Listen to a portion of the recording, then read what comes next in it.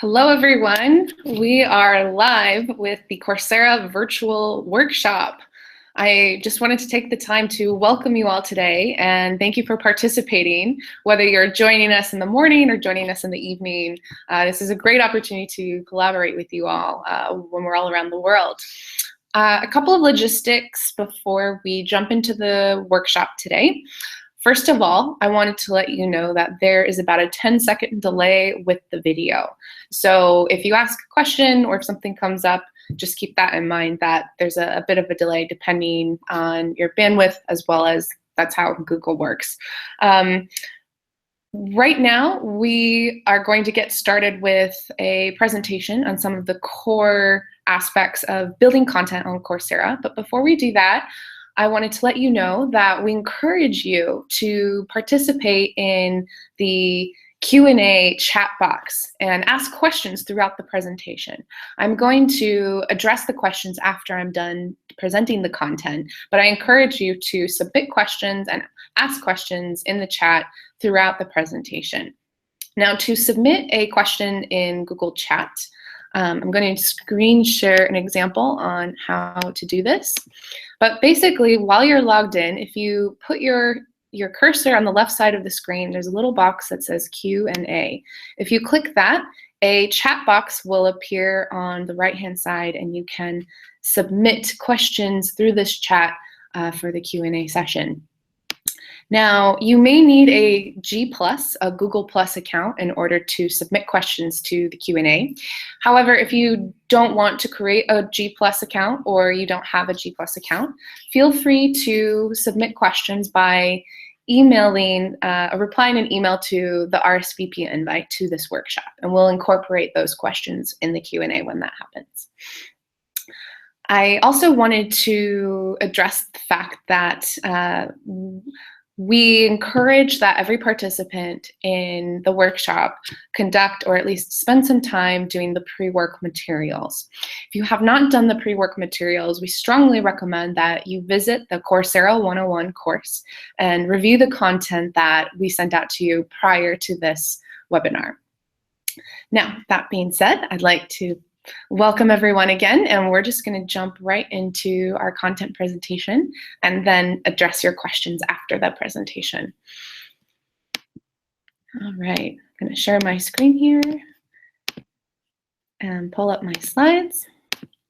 And as I said before, feel free to ask any questions while we are presenting this content. I wanted to formally introduce myself. My name is Kara. I am a teaching and learning specialist at Coursera, focusing on data and technology courses. I'm also Coursera's research coordinator, so if you or your partner institution is interested in conducting research, I'd be happy to collaborate with you on that. But today we're going to be covering the core content of building courses on Coursera. We're going to discuss what a learner story is and why it's so foundational to the work that we do on Coursera. We're going to cover how to build and address learning outcomes. And we're also going to discuss project-based learning and how we incorporate projects in the Coursera platform. First, I want to take a moment to celebrate the fact that since 2012, when Coursera was first founded, we have come such a long way, and we wouldn't be here today without you, without our partners and our universities. We now have over 20 million learners on our platform, and we're growing every day. We have over 1,800 courses that you and your colleagues have developed, and we have representation from all around the world, which is truly exciting. We're looking forward to seeing how Coursera will continue to grow in the future. Our mission is that we envision a world where anyone, anywhere can transform their life by accessing the world's best learning experience. Coursera focuses on building the platform so that you, the content experts, can focus on what you do best, and that's teaching and delivering this content in your area of expertise in a meaningful, engaging way. Our learners are active all around the world, and this is something to keep in mind as we're thinking about our learner stories and the type of audience that we're addressing through our courses. We have over 20 million people from around the world who are engaging in Coursera. And in fact, 20% of those learners are mobile only. So not only do we have a diverse set of learners represented on every continent, but we also have learners that are coming from emerging economies that are dependent on their mobile platform. So this is an important thing to keep in mind, and we'll talk about ways that you can create inclusive language and strategies to think about a global audience, but also keep it tailored and specific to your content. It's also important to think about how this particular learner demographic is different than what you may be typically used to on an on-campus experience. Rather than thinking about your learner as a traditional four-year college student, we encourage you to think about the non-traditional student. We have some statistics that show that most of the Coursera learners are actually beyond the college age. In fact, most of them are working professionals and they're employed full-time, and many of them are already educated in the sense that they're looking to further their career or further their education in a way that's meaningful. So this isn't a typical college audience, but it actually is quite diverse, and we're going to talk about ways to engage this diverse audience in a way that's meaningful. In 2015, Coursera partnered with Pennsylvania and Washington to conduct a study to get a better sense of what our learners are looking for and how can we address their needs.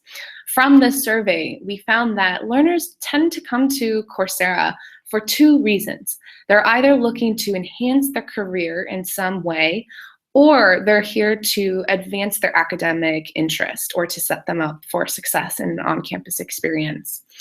Now, the learners who reported in this study for both career motivations and academic motivations reported that they saw real concrete benefits after engaging in Coursera courses. So these are some of the statistics that our learners have presented to us.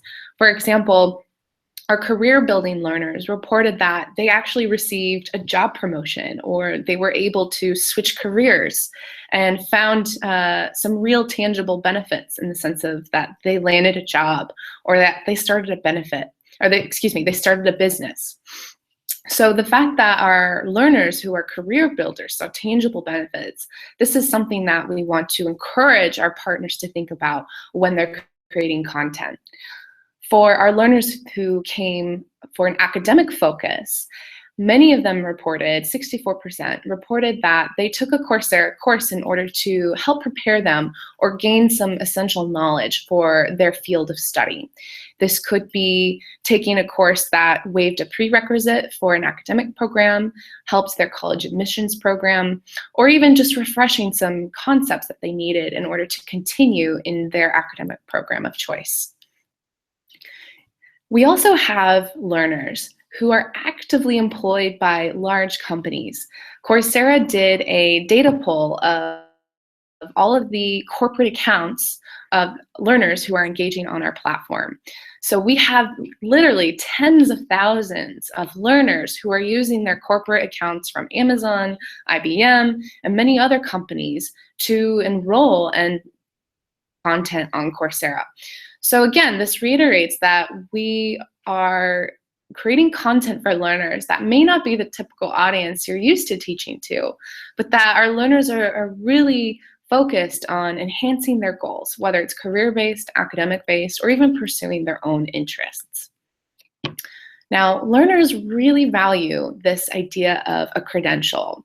The credential effectively is your university brand, and also the content that you provide them through your course. For example, our learners reported that they want to post their certificate for completing your course on LinkedIn as a real valuable credential that they want to showcase in their portfolio or on their resume. In fact, we've also heard from employers themselves that they will recognize MOOCs or these certificates for hiring decisions. One of the exemplary cases that we have is Stanford's machine learning course, where that course specifically, having a certificate in Stanford's machine learning course is almost in and of itself becoming a credential. So it's something that we really think that your universities and your academic programs can use to harness and not only promote your own brand, but to really provide something of value to our learners. So that's what we want to focus on when we're creating content. Now, learners are looking for transformative change, whether that's to enhance their career, to help them establish an academic baseline, but learners have a lot of motivations for coming to Coursera. So when we're creating content, we need to think about where are our learners and why are they here? And where do they want to be? What are they looking to hope and aspire towards? And how can we set them up for success so that their goals are achieved? We have a couple of learner stories here who have shown that one of the benefits of Coursera is the fact that it's very flexible. Our learners, as we saw from those previous statistics, are very busy. They're in full-time jobs, they have families, and they're looking for not only flexible content that can fit their lifestyles, but also price affordability. And also it's important to actually have concrete skills that they can implement and transform in some meaningful way, whether it's having a promotion or finding a new career. Now, our learners aren't just coming from small businesses, or they're not just people with jobs and families, but we also have learners that are companies themselves, that are an enterprise or are employees at a large corporation. Lauren Treisch from L'Oreal, Director of Digital Learning, has given the opportunity to his employees of Coursera courses. And he values Coursera because he wants to create a culture of learning and improvement within his team and his company. Now, it's important to not only train learners or employers within the company now, but to also create a new way of upskilling them and really promoting professional development in a way that's sustainable and cost-effective for the company itself. So although we might think of learners as a traditional white-collar worker or blue-collar worker, we also need to consider how companies themselves could also be learners on your courses. So now I want to talk about learner stories. Now that we have set some context of who our learners are, let's discuss how we can personify learners in a way that will help shape and develop your content production. So when you're developing your content, it's important to consider who are your learners. What we recommend is that you create a persona for a target audience that you think will succeed or that you want to target your content for. So for example, you may have one or two primary audiences. As an example, you might want to target a learner audience that has a background in computer science. They may not be adept programmers, but they might be looking to become a full stack developer. Your secondary audience might be someone who wants to learn computer science, but they actually don't have a background in that area. So that audience might have some different learning skills that they need to develop in order to succeed in your course. So when you're thinking about your learners, think about how you can use a persona to basically be a metaphor for an entire audience of people. We're going to go over what that looks like here in a moment, but generally think about what your learners are doing now, and think about where they're going to be after your course has finished or after they finished engaging in your specialization. On the Coursera 101 course, we have some activities that you can do to help brainstorm and create learner stories for your content. And this is one example of one of those exercises. For example, we want you to think about who your learner is before they take your course or specialization, and where they're going to be after they take your course and specialization. So this type of activity is going to be really helpful in creating your learning outcomes, which we'll get to here in a couple of minutes. But it's important to think about, where is your learner now? What is their demographic? What is their background? Are they formally trained and educated? Do they have a bachelor's or a master's degree? Or is this someone who may have a non-traditional education background? Are these people currently employed? Are they looking to enhance their current job duties or learn an entirely different skill that they've never done before? After they take your course or specialization, what do you think they're going to really appreciate? How are you going to engage in the way where they're going to be thinking about the skills that they've gained and applying it in a meaningful and real-world way? This could be creating a portfolio or applying these hard or soft skills in a way that they can implement into their everyday life. Regardless, think about where your learner is going to be before they engage in your content and after. How will their lives be different? And how will that help them achieve their goals, whatever it might be?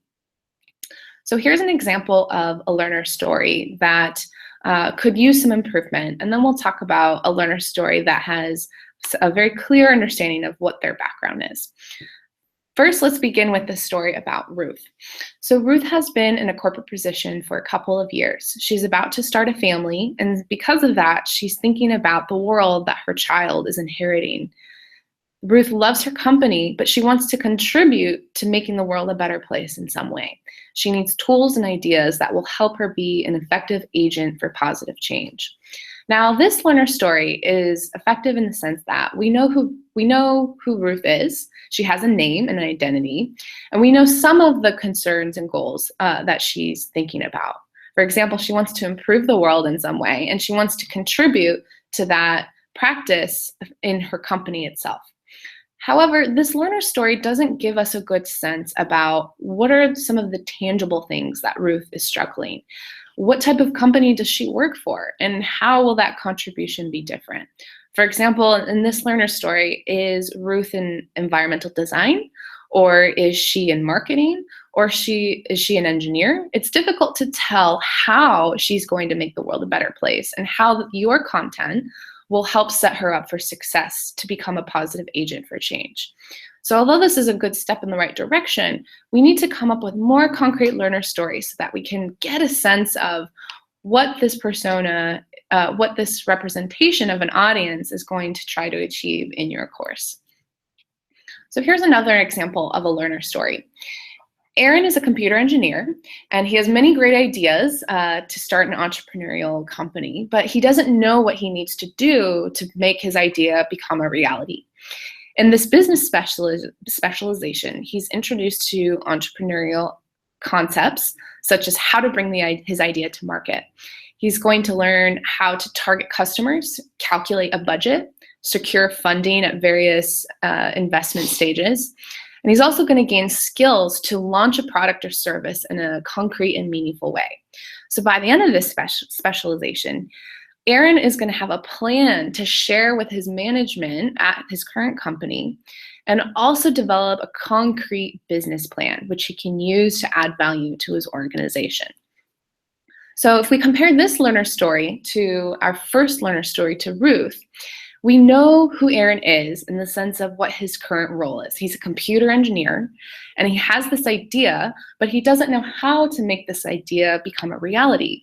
So after taking this specialization, Erin is going to have a tangible business plan where he's applied these other key concepts, such as launching a product, calculating a budget, coming up with a target customer audience, etc., that he can actively bring to his organization or even potentially start a new company. So here, when we think about learner stories, this is an important exercise that will help you not only create empathy for your learners, but it will actually help you think about the learning outcomes. Those learning outcomes are effectively what he'll know or what your learners will know after they're done interacting with your content in your specializations. So now let's talk about learning outcomes. So Teaching and Learning recommends that you use backwards design when you're developing content in Coursera. Now, this word may not be very meaningful to you, so I'll give you a sense of what we mean by backwards design. Typically, when you're developing content for a university course, you write your syllabus and you have 12 to 13 weeks of content, And you develop assessments as needed to develop or to support the content within that syllabus. However, with backwards design, you actually want to flip it and think about what your learners are going to gain from your course specifically. So rather than drafting a syllabus and knowing exactly what your lectures are going to be about, let's actually step back and think about who are your learners, what are their core skills that they have now, and what are the core skills that they're going to gain after they engage with your content. These core skills are the learning outcomes. And these learning outcomes you're actually going to implement into your specialization description page, your course description page, and it will also help inform and design the assessments. So we recommend that you create your learner stories, your learning outcomes, which we'll get to how to do that here in a moment, and then use those broad learning outcomes to craft and inform the assessments. Assessments are quizzes, peer reviews, programming assignments, or using third-party tools to assess the learning content that our audience is engaging with.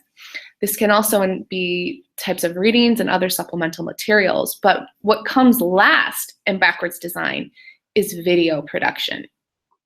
So the reason why we recommend you do video production last is so that you ensure the video content aligns with the content that learners need to do to pass an assessment, whether it's a quiz, a peer review, etc. So in the past, we've had problems with partners who have developed video content prior to creating an assessment. And this has some complications in that the videos don't always match what learners are being tested on. So by implementing backwards design, by thinking about the learning outcomes first at a high level, crafting assessments around those core skills and learning outcomes, and then finally producing video to address those assessments, that will help ensure that your learners are gaining access to high quality content that will help fit their goals. Now, we recommend that you use Bloom's taxonomy or Bloom's action verbs when you're creating learning outcomes. There is a long educational history behind Benjamin Bloom, and Bloom's taxonomy has dozens, if not hundreds, of journal articles and other conference proceedings related to this work. So there's a broad area of research around this, so I won't go into this in too much detail. But basically, this gives us a way to think about how to explain ideas or concepts and turn them into action-based learning. We want learners to go from passive learning to active learning, and using Bloom's taxonomy can help us achieve that. So some academics and some educational researchers have developed a verb list that will help structure Bloom's taxonomy in a way that you can actively use in building your courses and learning outcomes. So for example, if you want your learner to understand something, well, it's a pretty broad learning outcome to understand something. If you want to understand market analysis, what is the learner actively going to do to demonstrate that understanding? So there are some verbs that you can use in module descriptions or course descriptions and lesson descriptions that will help identify what learners are going to actively do in the course to demonstrate that understanding. So let's say we want a learner to conduct a market analysis of an industry. So to do that, they might have to compare and contrast various case studies and how these different companies have incorporated practices and analyzing the effects of those practices. Or maybe they have to illustrate or interpret a particular business model and argue whether or not this is more effective based on data. In other words, we want to use action verbs when we're building learning objectives. This will help not only set the tone for what learners are going to do, but it will actively help you create learning outcomes that are active learning based as opposed to being passive learning based. If you want more information about Bloom's taxonomy, please refer to Coursera 101. We have some materials that you can use when developing your content in this way. So Learning objectives is still kind of vague. So let's use an example on how we can take a broad topic and make it more concrete. So let's say I want to create a Coursera course about juggling. I want to teach people how to juggle. So that might be a great learning objective. By the end of the course, they'll learn how to juggle. But how do I turn that into a performance-based objective? Or how do I turn that into a form of online learning where people can actively engage in this topic? So the objective here is to think about how to structure juggling in a way to make it performance-based. That's ultimately what we want to do with our learning objectives, is how can we make them performance-based? So here's an objective for a juggling assessment. You're given 3 round objects under a certain weight. Learners have to be able to continuously toss the objects in the air, and then for 30 seconds, they can't drop anything. So if we pick this apart, we have an observable performance, we have conditions of that performance, and some type of criteria for success. So for example, our condition of performance, or what are the tools or information or the situation that this learner will be in? Well, they have to juggle 3 round objects.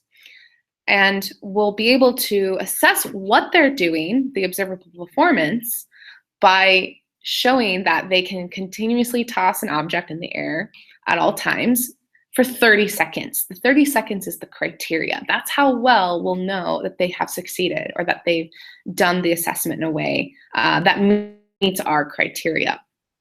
Let's take this performance-based objective model and put it into a more concrete example. So let's say I have a business course that wants to teach a topic about the internal rate of return. So I have a given objective where learners need to be able to demonstrate what they are doing for this internal rate of return. They have to evaluate the attractiveness of an investment. And by evaluate, this could be writing up an analysis, or it could be submitting a data spreadsheet. And we have to give them certain conditions of what this internal rate of return looks like. So learners will have to look at this proposed investment, determine its price and expected cash flows, and from that, calculate what the rate of return will be. Now, in order to determine whether or not the learner has effectively demonstrated this idea, we have to give them some type of criteria. They need to be able to calculate this return within a 1% accuracy. So here we took this idea of an internal rate of return and gave it both a performance-based criteria, a criteria for success, and also an observable criteria. So this way we can take a topic and create a performance-based objective in a way that could be an assessment or an overarching goal for a module of content in a Coursera course.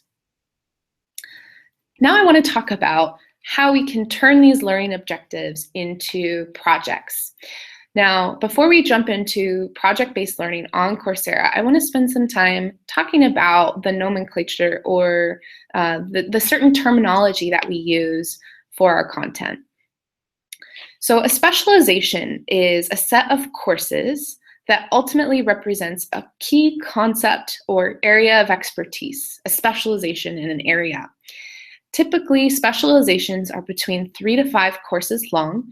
It depends on the content and the overall learning objectives of the specialization. But generally, we recommend 3 to 5 courses in any given specialization.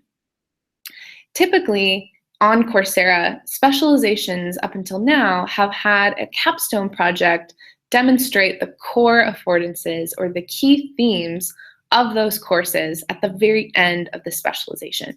In other words, the capstone project is a cumulative test or a concrete project that brings together all of the concepts from the previous courses. After you pass the 4 courses in the capstone project, you would earn a certificate or this valuable credential. Now, Coursera, still being a startup, and also we want to provide the best learning experiences for our learners, we've realized that this model may not be the most effective. In fact, we've come up with another model that we think will help drive learners to reach their goals, whether for career, academic goals, etc. So rather than waiting until the very end of a specialization, which could be 3 to 4 courses after they first enrolled into your specialization, we want them to create real-world applications or really authentic assessments throughout each course of the specialization. So now we encourage you, our content creators, to think about how can you implement a mini project within each course, and how can you demonstrate those learning objectives through those projects. So to discuss some of the nomenclature or the terminology that we use, a course is made up of a set of skills, or that's what we want our learners to be able to do after your course. We want them to have a set of skills. Now, to turn those skills into a measurable performance, we do that by creating projects. So to demonstrate what we want them to do, we want them to build things or to analyze things, to come up with some sort of concrete, meaningful application that learners can demonstrate their understanding of the material. So inside of a course, we have sets of modules. So a module on Coursera it represents a key topic or level of understanding that your learner needs before they can proceed to the next topic. Typically, a course in Coursera, typically we map one module per week. So for example, module 1 might be the first week of content on the platform. However, we've also seen content where you could have potentially 2 or 3 modules per week. It really just depends on what that core topic is and what you're trying to do or what you're trying to get the learner to do through each week of your course. Generally, a course is about 4 to 5 weeks long, depending on the content and what the learning outcomes of that course are. Now, within each module, we have lessons. So lessons are basically subcategories of an overall topic that allow learners to engage in the content through assessments and other types of activities like readings, discussion prompts, quizzes, etc. So when I refer to lesson items, an item is basically the fundamental building block to a lesson. The lesson is the building block to a module, and the modules are the building blocks to courses. So if you haven't used the authoring tool, or if you haven't put content on Coursera yet, we encourage that you at least develop a course shell or start to play around with the user interface to see how content is built on the platform. Our Coursera 101 course also goes into detail about this. But think of an item, a lesson item, as something like a video presentation or a lecture video, as well as readings, quizzes, whether they're practiced or graded, as well as other types of items like programming assignments, etc.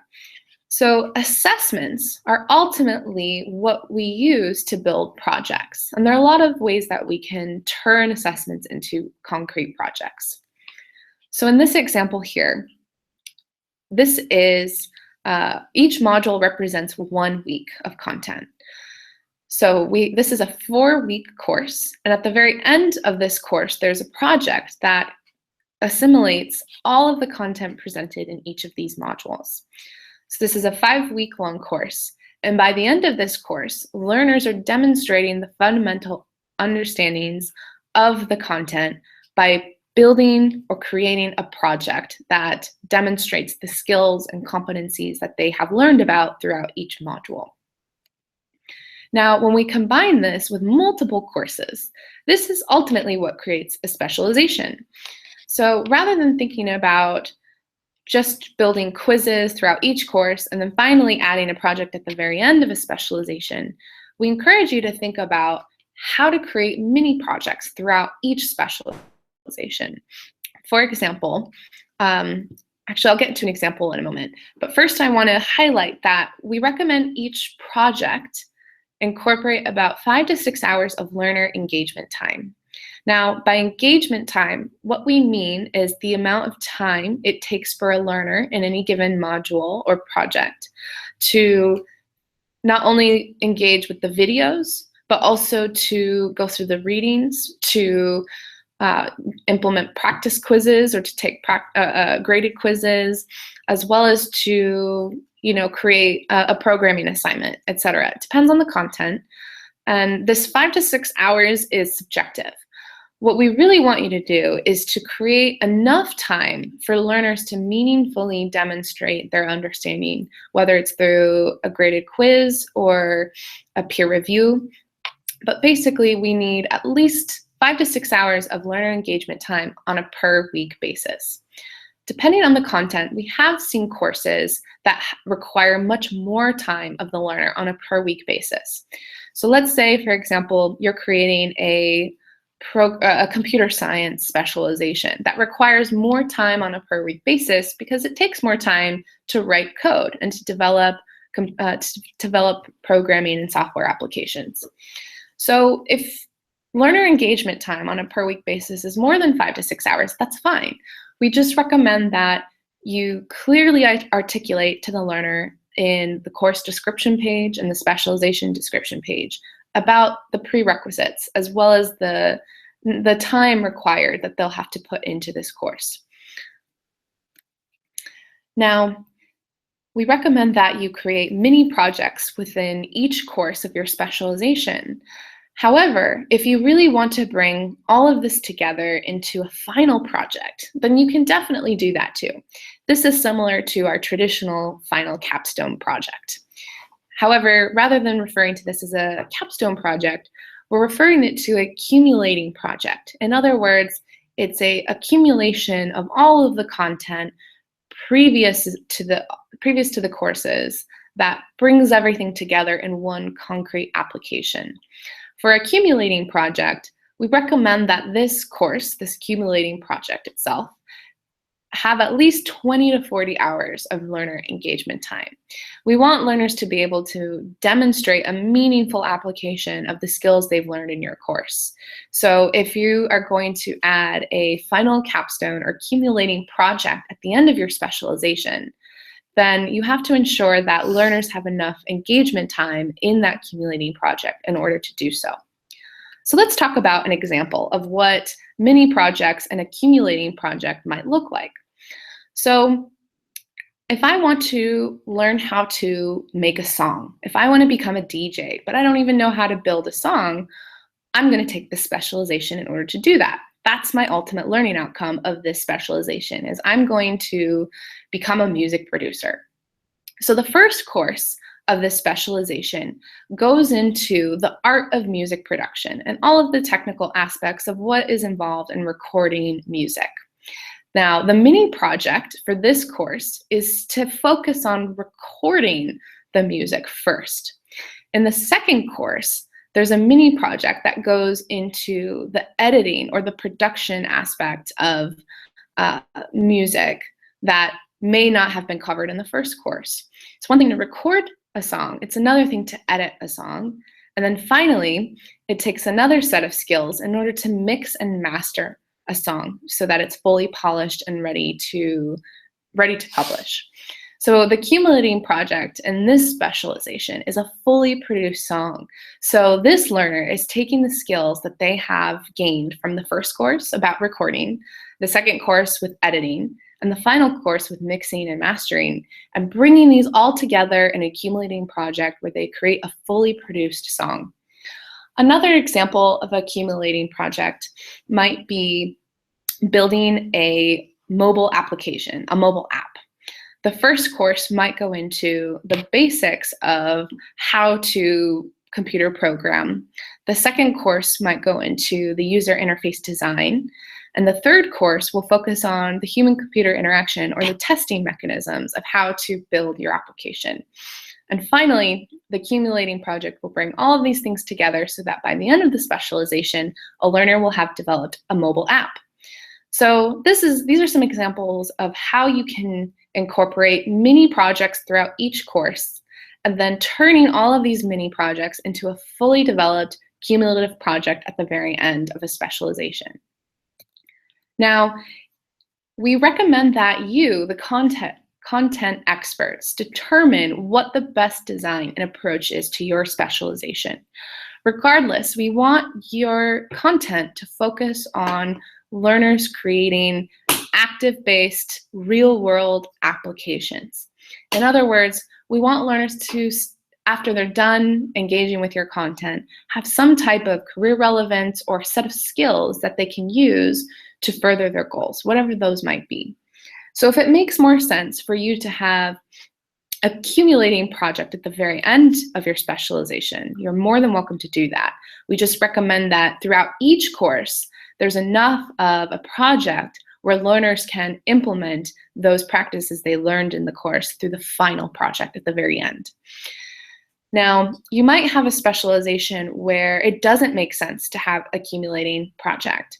One example might be that you want to teach your learners all of the different tools in data science. Let's assume that this learner story has a focus on people who already have the modeling and data analytics skills necessary, but they may not know the most technologically relevant or industry standards for data analysis. So this learner might be a statistician, but they may not know what people are using for data analysis today. So the first course might go into how to use Excel to analyze data. The second course will go into how to use Apache Spark to analyze data. The third course might go into how to use R programming to analyze data. So it doesn't make sense to create a cumulative project that incorporates both Excel, Spark, and R programming to implement all of these practices into one project. But it makes more sense to have one project on a per course basis. So the first course, you'll have developed a project in Excel. The third course, you'll have developed an R script, and so on and so forth. So here we recommend that you use your judgment and area of expertise to determine what structure makes the most sense for your content, as well as what your learners are going to try to achieve. Now, the reason we focus on projects is because we want our learners to apply the skills that they've gained from your courses in a real and meaningful way. So it's one thing to watch videos, but it's another thing entirely to take that information that they've seen in the videos and apply it, whether it's in writing down materials, developing materials on a platform, on a video, or even writing new content like computer programming. Whatever your content domain is, we strongly encourage you to think about how your learners are going to apply the skills that they've learned from your content and solve real-world problems. We also want you to think about how your learners are going to demonstrate these skills in a professional way. So it's one thing to create an artifact. It's another thing to create an artifact that they could use for a job interview or for a portfolio. Now, this obviously depends on the domain of your content and what makes the most sense, but thinking back to our learners, most of the people engaging in your content are going to be from around the world looking to further their lifestyle or further their standard of living in some way. So how can your projects help them do that? It might be that at the end of your specialization, your learner will have created a mobile app, but where are they going to go after that? We want our projects to promote lifelong learning.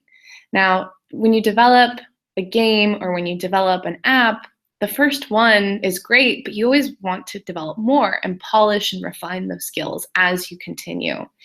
So projects hopefully can help create this culture of lifelong learning so that your learners will not only be able to demonstrate those skills within the content on Coursera, but also in their real lives, whether it's on their job or whether it's in an interview, whatever it might be. These projects are really the tools that will help promote their skills and understanding in a way that's meaningful and that can help outperform their life as it is now.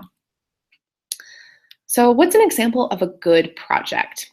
Now, it might be somewhat difficult to think about how am I going to turn an assessment into a project. So let's go through some examples on courses that have already done that. So on Coursera, you have the ability to create lesson choices. This allows you to create content in a way where learners can choose what type of assessment they want to engage in. So this is an example of a lesson choice. of a web design project. Now, the project here could be designed from scratch. In other words, the learner develops and writes their own HTML and CSS code, or a learner could have the choice of designing a website from a template. Maybe they use something like WordPress or another template that they can implement because they don't have as many computer science skills, or they're not as tech savvy as perhaps some other learners in your audience. The third choice here is developing a website using a framework. So this includes something like Bootstrap or other open source materials that learners can call from the cloud. If none of that made sense, that's totally fine. But basically what this does is lesson choices allow you to create tailored content for learners who represent different demographics or different audiences. And this is why we recommend that you come up with at least 2 to 3 learner stories for your content. In this example, one learner story might be that someone has a very sophisticated computer science background, but they don't know how to develop a website. So here they can develop a website from scratch. Someone else might want to develop a website, but they have no background whatsoever. So using a template will help them demonstrate their understanding of the concepts in the course, as well as have a meaningful portfolio that they can use in a job interview. And last but not least, there's another option here where a learner can, let's say they're in between being a content expert in computer science, but they're not a true beginner. So this might be a really great way for them to apply their skills in a way that they haven't done previously. So lesson choices are a great way that learners can engage in your content and also create a personalized learning schema that may not be previously available in other online learning environments. We also recommend that you think about how learners are going to demonstrate their project. Now, traditionally, we see a lot of courses use peer review as a final project or assessment. A peer review is basically a way for learners to submit a material, submit some type of artifact, and then grade each other on that artifact. There are other ways that you can create projects or final assessments in the platform. You can use a programming assignment, which is a specific item based on the Coursera platform. This is specifically intended for computer science and data courses. However, let's say those don't meet your needs and you want to create a different type of final project. So this is where an LTI comes into play. So LTI stands for Learner Technology Interoperability. LTI is a standard learning management system term that is widely used in the online learning industry. So this acronym basically means a third-party tool. So LTIs allow you to use third-party tools or applications and implement them into Coursera as a lesson item. So this is an example of a course that wanted to use a narrative-based, gamified experience that allowed learners to really play, to basically become an executive data science without leaving their home. So in this executive data science course, the learner had to take on the role of being a data scientist who is just hired onto Zillow, a real estate company. There are videos that show the office environment that was staged to create this type of scenario. And this learning tool, this LTI, uses quizzes that reflect the type of activities or decisions you might need to make as an executive on a data science team. So this is one creative way that that content developers can use to create projects that may be untraditional, but also very meaningful and effective for that learner audience. Basically, we encourage you to use LTIs and peer reviews or other types of assessments to implement case studies, simulation, or for your learners to create some type of tangible artifact. So what's an example of a good project? How do we know that it's effective or not? We want our learners to be able to identify the essential questions and challenges that are required of that role. We also want them to collect some type of information and resource and come up with solutions to that problem. And finally, they'll need to implement that solution and get feedback on how they can improve that solution, and ultimately publish that work and reflect on this process so that they continue to apply these skills in other real-world applications. So if we look at these bullet points, we actively have Bloom taxonomy verbs right here. Learners, by the end of your specialization, can analyze the essential questions and challenges of your field. They can synthesize the information and resources that you've provided to them through videos, readings, and other content. They create solutions by evaluating other people's feedback or by evaluating case studies that you've given them. And then they can present this work in a meaningful way to reflect on this process.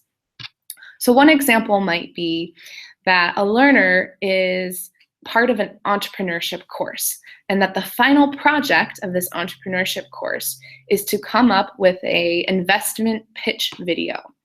So as a peer review, the learner will create a video of them analyzing the market. They have to synthesize the information they know through competitive analysis and create some type of business pitch or business model in a way that will stimulate and help improve some type of need in the market. And then finally, they present this work by recording a video of them pitching or presenting to a venture capitalist or other type of investor. So this is one example of how you can take high-level learning objectives, turn them into actionable performance-based objectives, and create a project out of these bullet point objectives in a meaningful way where learners can get real-world experience practicing and presenting these tangible skills in some way. So that being said, now we're going to switch gears to the question and answer section.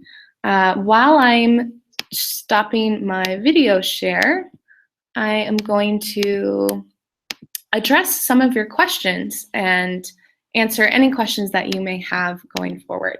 Now, keep in mind that there's a slight delay in the video, so if you have questions, I'll try to address them as quickly as I can. Just know that there might be some delay in the meantime.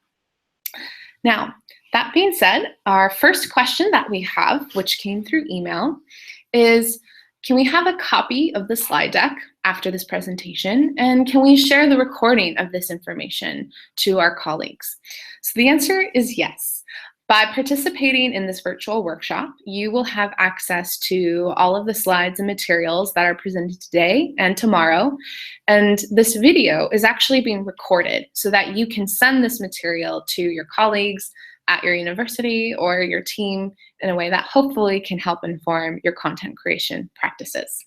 We'll send you a follow-up email after the virtual workshop has concluded tomorrow with these materials so that you can distribute them amongst your teams. Our second question is, what defines a project? Do you have clear requirements for this? So defining a project really comes down to, what do you want your learners to be able to do after your project? What are they going to know, and how will they demonstrate that understanding of the project? Now, going back to the requirements of the project, if it's a accumulating project at the end of the specialization, we recommend that a learner have at least 20 to 30 hours of learner engagement time in that final cumulative project course.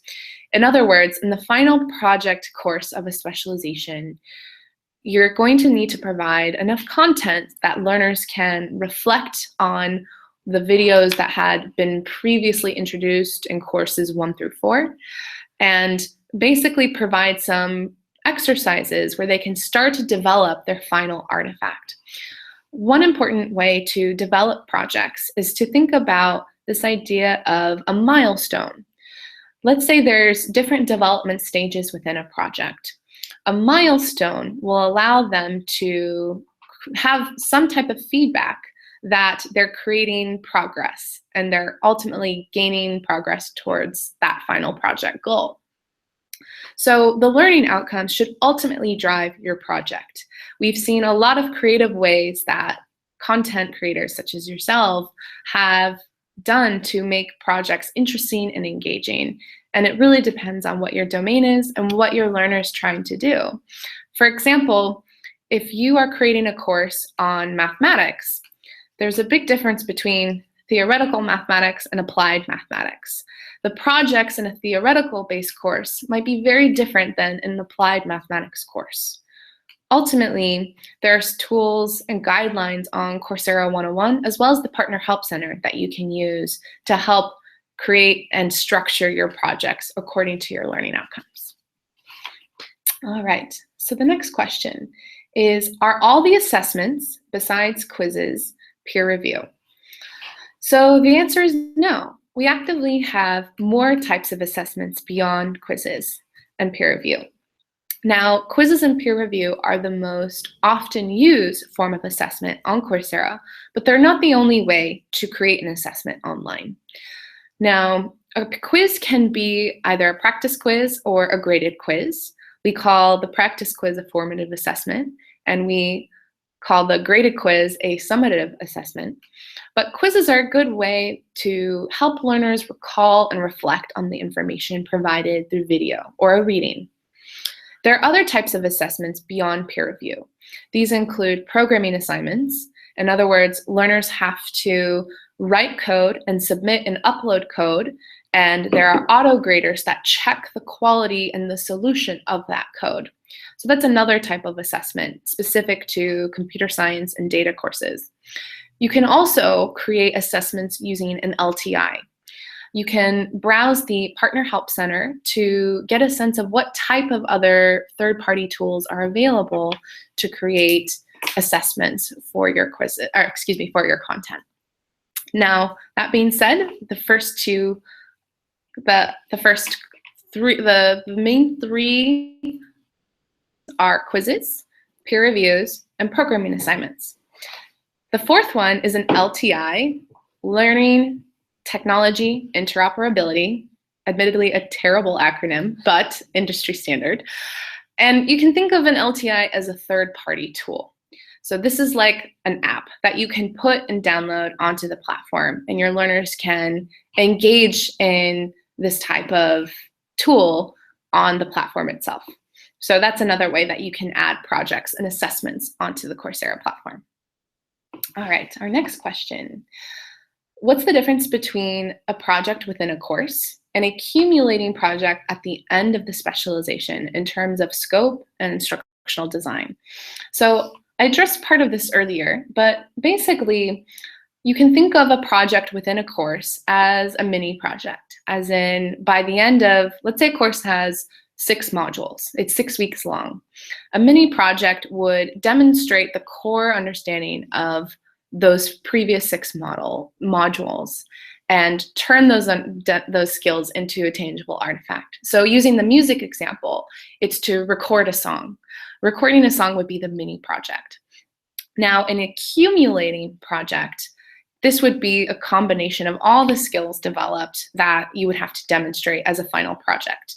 So this would include not only recording the song, but editing the song, remixing the song, and incorporating all of these practices into a final project. Another example would be developing a website. First, in a website, you have to write the HTML, the structure of the website. The second course might involve adding the stylistic features of a website, like the fonts and colors and background images, whereas the third course might focus on the more interactive components of a website, like adding a shopping cart or using JavaScript to make a photo gallery more interactive. So the cumulative project in this case would be combining all of these skills together into one project where they demonstrate a fully polished website that incorporates the HTML, the stylistic features, as well as the interactive pieces of that website. Our next question. Let's see. Let's get that one. All right, this question is, how much learner engagement time per module would you recommend to have? In other words, what's the engagement with assessments? So we recommend that learners have at least 3 to 5 hours of learner engagement per module. In other words, we need a minimum of 3 hours of content for learners to have on a per week basis. Now, the numbers 3 to 5 is subjective. If you want 10 hours of content, so long as it makes sense for the overall learning objectives of your course, that's perfectly fine. But we recommend that you have at least 3 hours of content. So what this might include is you might have 30 minutes of video within a week. And then from those 30 minutes, you have additional readings or supplemental interview videos. They might also have opportunities to take practice quizzes or graded quizzes, or a combination of the two. And then finally, that week might have a formal assessment like a peer review, a graded quiz, or another third-party LTI project that they need to implement. So generally speaking, we encourage you to develop at least 5 hours of content per week, but the bare minimum should be about 3 hours. Our next question, this is from Rima. Thank you, Rima. What is the expectation for commitment of instructor time for reviewing and evaluating projects, specifically a capstone project? This is a really great question because usually there's this expectation that the instructor has to grade, right? That's what we're used to in academic or on-campus experiences. However, when you implement an assessment like a peer review, it's not a requirement for the instructor to engage. In other words, the peer review by design works at scale so that learners can learn from each other by grading each other. So through a peer review, which there are many additional materials about how to create a great peer review on the Coursera 101 course. But basically, through the peer review, you give learners a set of instructions on what they need to do for this project. And then you create an evaluation rubric on how learners will judge and give feedback to one another. And then ultimately, this process is recursive, or it repeats in a way where the instructor doesn't have to grade anything. Now, as an instructor, you do have the option to override a grade in case there's some type of learner issue or concern. You can also see every single submission on a peer review from every learner. So if you want to take a look and get a sense of what your learners are doing and the type of content they're developing, you can absolutely do that. But generally speaking, you don't have to grade or be directly involved in that capacity. Now, if you do want to be involved, there are some strategies that you can do that are really helpful. For example, you can review what the top learners are doing in your course and give them incentives or use those as examples of quality work. This could really help stimulate learners in a way that helps them not only feel appreciated, but recognized for the work and the quality work that they're doing. Learners love it when they get recognition from you, the instructors. Now, it's not something you have to do, but doing it to stellar quality work can really elevate the learning experience for some of these people. Another way that you can get involved in the course is to invite industry partners to review top learners' work as an incentive. So for example, we've had courses where the top quality work, the best content that's been developed by learners, actually gets reviewed by someone in industry or someone in your department. And this can create a really engaging experience for them because they're getting recognition from a professional and an expert in that field. Another way you can stay engaged is to participate in the forums. Now, we don't recommend that instructors post in the forums every week. In fact, Coursera, about a year ago, conducted a study to see if professors or instructors' engagement within the forums made any impact. And what we saw was that if instructors are posting so frequently within the forums, that this can actively detract learners from posting comments. In other words, they might be more hesitant to post comments if the forums are dominated by the instructor's voice. However, we have seen really great forms of engagement when the instructor, through the forums, addresses a big concern. Let's say there's a thread in the forum that's talking about I don't understand question 2 on the quiz in module 4. I think it's wrong. I don't understand why the answer is this when it should be that. And let's say that many other learners in that forum are reflecting that sentiment. They're also confused by this. Now, when the instructor goes in and actually addresses that concern and says, actually, this is the correct answer because of X, Y, and Z, then learners are reassured that not only are you staying around, but you're also addressing their questions and their needs. Now, there are ways we can automate this type of feedback within the quiz itself, but if this is something more like a technical issue, like there's an update in a programming library, and because of this update, the programming environment isn't working the same way as they thought, instructors can really add value by helping to clarify these questions within the forums and answering any types of questions that they need to help set the record straight. So there are many ways in which you can engage in the course, but not necessarily by grading content. All right, our next question. Some of our materials are theoretical. How do we create real-world projects for something that is based on theory, like economics or math? So this is a really great question because it can be difficult to think about how to turn a theoretical concept into a tangible artifact. So when we say project, what we really mean is an authentic assessment or a way to problem solve. So let's say you're creating a course on theoretical physics. Now, it might be really difficult to turn theoretical physics into an applied project because not everyone has access to the Hadron Collider or not everyone has access to a big physics laboratory. So how can we create this into an actionable assessment? Well, in this course, you can discuss the major key underlying principles to theoretical physics. So this might go over the work of Einstein and Feynman, as well as Brian Greene, and you can turn these concepts into a project by, for example, requiring the learner to think about different theories of the universe. And let's say in a peer review, they have to argue through theoretical physics, through facts, through equations, about which model of the universe they think is more applicable. So in a peer review, they have to argue the multi-universe theory is more likely or more logical or effective than the holographic universe theory. So even though these concepts are very vague and theoretical, you can still incorporate them and turn them into a tangible artifact, turn them into a project that they can use to creatively problem solve. So that's just one example. I don't expect any of you to create a theoretical physics course, but it just gives an example of how even something like science and engineering can be applied in an online environment. Our next question, do you have any tips for how I can transform an academic course into a career-oriented course? This is a really great question. Often we see content creators, our professors and instructors, struggle to turn their traditional on-campus course into an online learning environment.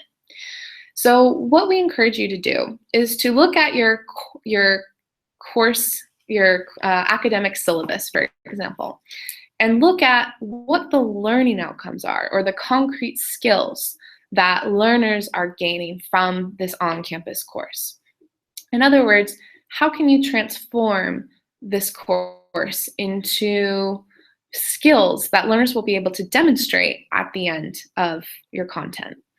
So it might be that what you traditionally taught in an academic semester on campus might actually turn out to be an entire specialization. Could be that the first 3 weeks of your academic course are the first course of a specialization, and each 3 weeks after that is another course within your specialization. So there are a lot of ways that you can take content that you've already been teaching, that you've already been using, and transform it into an online learning environment. Now, we don't recommend that you video record your lectures. And the reason for that is because we want each lesson within the video, we want each video within the lesson or the module to focus on a very key concept on that topic. So for example, what you may have discussed in a 60-minute lecture I challenge you to think about what's the core principle of that 60-minute lecture, and how can you turn that 60-minute lecture into a 6-minute video? Now, you might be saying, oh, Kara, I can't do that. I can't change my 60-minute video or lecture into a 6-minute video. If that's the case, then maybe that 60-minute video becomes 6 or 10 different videos that are each 6 minutes long. So there are a lot of ways that you can transform academic content that you've traditionally taught on campus into the online learning environment. And there are some tips and recommendations on how to do that in the Coursera 101 course. All right, our next question. If our students will vary in profiles, in other words, depending on the topic we teach, how can we better engage a not necessarily homogeneous audience and as it would be in the classroom? In other words, we have a very diverse audience of learners. How can we create content that's more inclusive to that diverse audience? So this is a great question. There are a couple of strategies that you can use to make your content more engaging for many different types of people, whether they're in South Africa or Canada or Russia or Brazil. You can use some strategies to include all of these learners in a meaningful, engaging way. So as I previously said before, you can use lesson choices to tailor content that's more applicable to a learner in a particular area of the world. Let's say in an entrepreneurship class, you're talking about startup companies. Now, it wouldn't be very inclusive to just talk about startup companies in the United States, and specifically California. So that would be a good opportunity to have examples of startup companies not only in the United States, but also in Sweden or Australia or China. There are many ways that you can create examples from around the world to create a broader, inclusive application of content for your diverse audience. The other important thing to think about when developing content for a global audience is that you have to be aware of cultural references.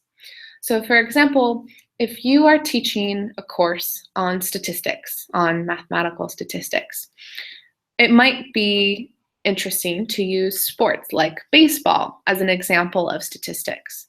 Now, baseball might be popular in the United States and in South Korea, but it may not be as popular in India, where cricket is the major sport as opposed to baseball.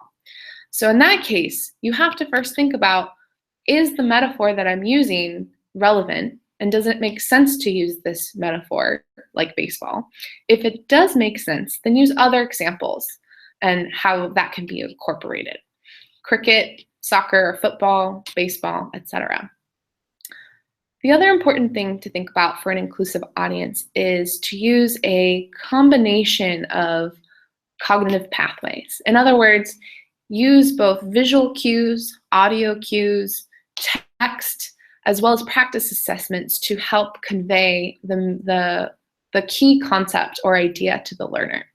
In other words, you don't always want to be a talking head like me right now, but it may be more effective to have some text splash on the screen or to bring up an image while I'm talking about a core concept. This will help both audio, visual, and kinesthetic learners to think about your content in a variety of ways. It's also worth noting that your videos, when you upload them to the Coursera platform, will automatically be subtitled in the native language in which you're developing that content. In other words, if you are creating a course in Spanish, then your videos will automatically have Spanish subtitles generated on them. Another thing worth mentioning is that your videos will also have an interactive transcript below each video so that learners can actively see and jump to different parts of the video through the platform itself. This can be a great way for learners to learn multiple languages, especially if they put on subtitles while they're going through your video. So we at Coursera are thinking about ways to enable a more inclusive audience through translation, through having multiple subtitles offered in multiple languages, etc. But really, it's it's about how can you engage learners in a way that will be culturally inclusive, as well as respectful of people coming from different backgrounds and understandings of the world.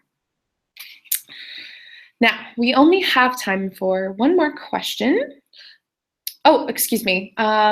This is actually the time I want to ask for final questions as we wrap up the virtual workshop.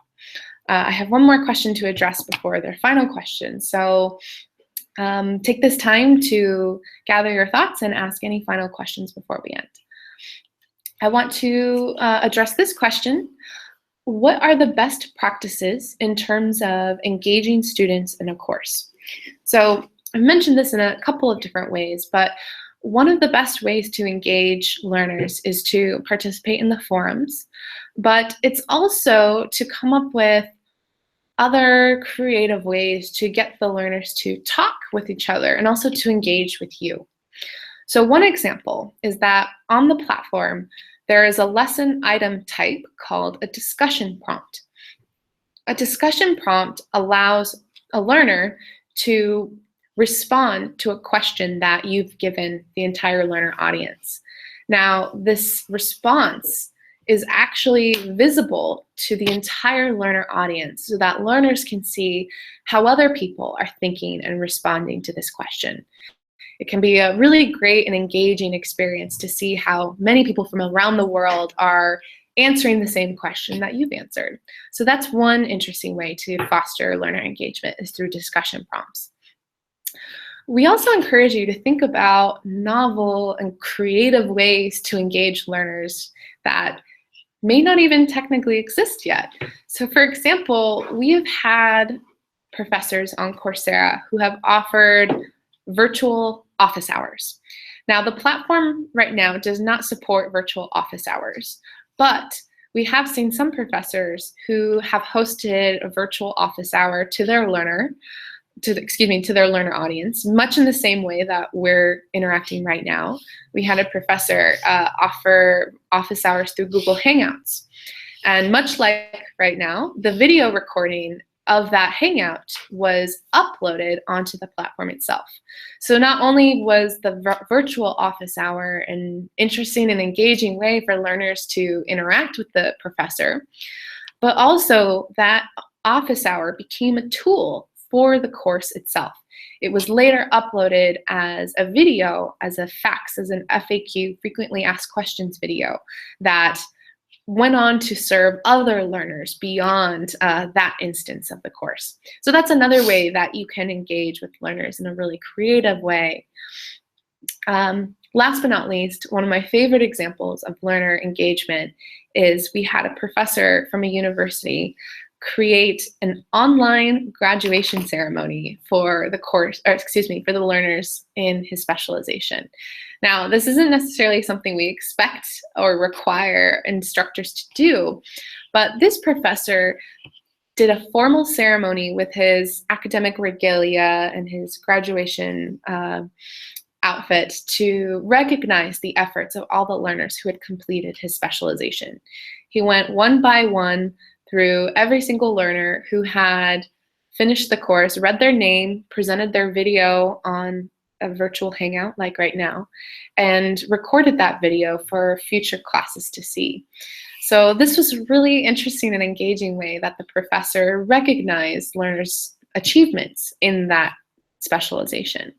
Now, this is a non-typical case, but it also shows that your creativity and your inspiration and your engagement with your learners can really create new and interesting ways that learners engage with the content and engage with you after the course has been completed. So that's another example of how to increase learner engagement with your course. So it looks like we have addressed all of your questions in the Q&A, which is really exciting. I wanted to take the time right now to just remind you that first, this is the first part of the virtual workshop. There is a second session tomorrow that will focus on assessments and more specific content generation. So if you haven't signed up for the second session of the virtual workshop, I encourage you to do so immediately so that we can have a proper count for who will be attending tomorrow. We also encourage you to revisit the Coursera 101 course. There's a lot of great material that the teaching and learning team has put together that talks about pedagogical best practices, as well as production tips like videos and how to shoot videos in an effective way, and how to create really effective projects and other tools and tips that you could use when developing your courses. And last but not least, I wanted to take the time to thank you all for being here today. This is our first virtual workshop that we're hosting, and we hope that we can continue to offer these services in the future. As a reminder, you will get access to the slides that I presented today, as well as the video that is being recorded as we speak, that you can use to distribute to your teams at your universities and institutions as you see fit. So we hope to engage with you as you continue to develop your course content. Please refer to Coursera 101, the Partner Help Center, as well as the other tools and services mentioned in those resources to develop your content. Teaching and learning is here as a resource, and we care about the quality of your content because your content is ultimately what will transform the lives of so many learners around the world. It's a really important and inspiring mission to be on, and we thank you for your partnership in creating the world's best online learning experiences. So that being said, I just wanted to thank you all for attending wherever you are around the world. It's been a pleasure on my end, and we look forward to working with you in the future. So if you have any questions, feel free to reach out to us on Coursera 101, and we look forward to seeing you tomorrow. Thank you so much, and have a great morning or evening. Take care.